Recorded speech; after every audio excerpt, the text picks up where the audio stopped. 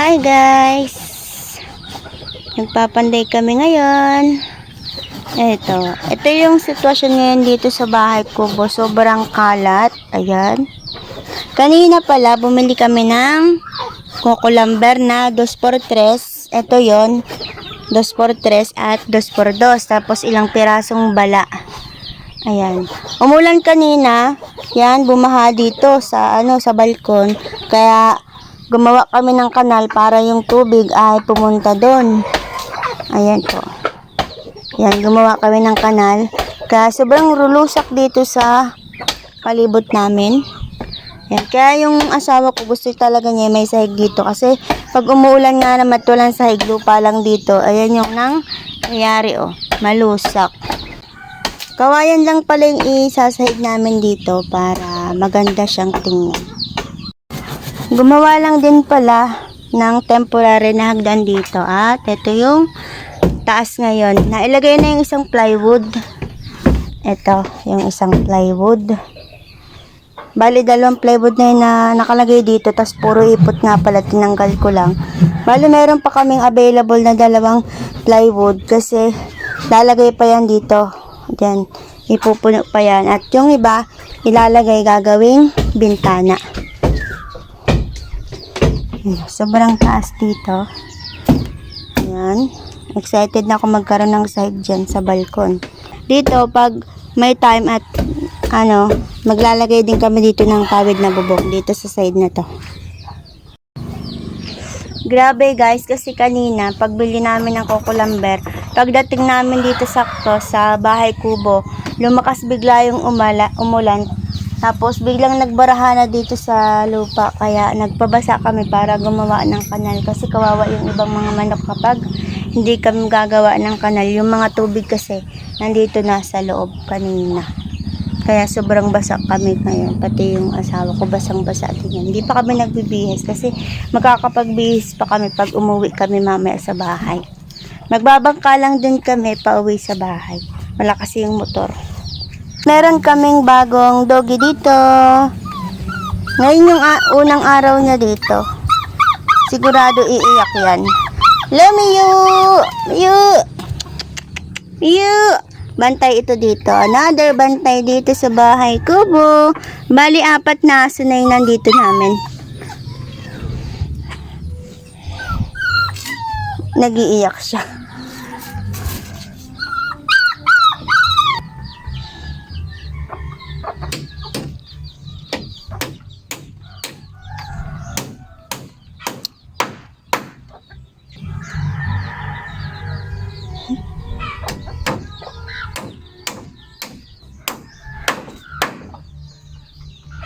Ito yung sahig na namin. Tapos maglalagay daw po dito ng upuan.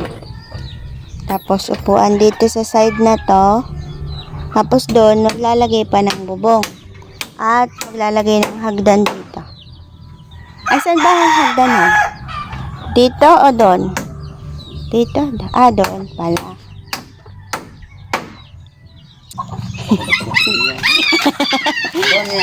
Pagod na pagod. Habulin mo, habulin mo.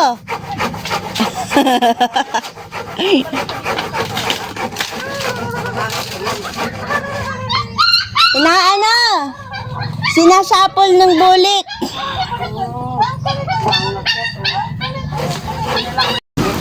Guys, umulan na naman ngayong araw. Buti naglagay kami ng kanal. Ayan.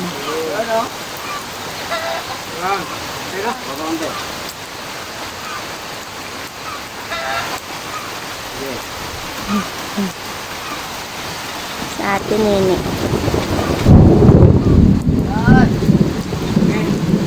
Parang maganda maglagay dito ng extension ng bubong para yung di na-update dito sa balkon. Umuulan. Guys, meron na kaming upuan. Macho ng panday. Diba?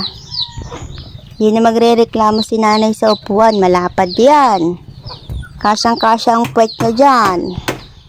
Nauna muna yung upuan bago yung sahig. Yan. Kasi kulang pa rin kasi yung mga bala namin. Pag dito inuna yung sahig, bibili pa kami ng marami. Tapos sandalan dito, o 'di ba? Ganda na. Upo tayo, upo. Yung kubo, naging bahay kubo na.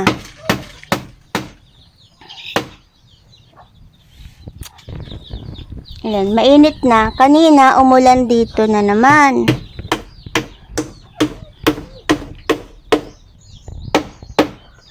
Ito na yung nagawa namin. Tinulungan ko na yung asawa ko magpukpok. Ako taga-pukpok, siya taga-putol ng kawayan. Diba? Maganda na yung pahingahan namin. Tapos, kulang na yung bala namin. Ito naman. Bago namin sahigan ito, maglalagay muna ng brace para sa hagdan dito. Tapos ito, harangan din namin ng kawayan para maganda siyang tingnan. Uuwi na kami kasi merong umuwi sa bahay ngayon.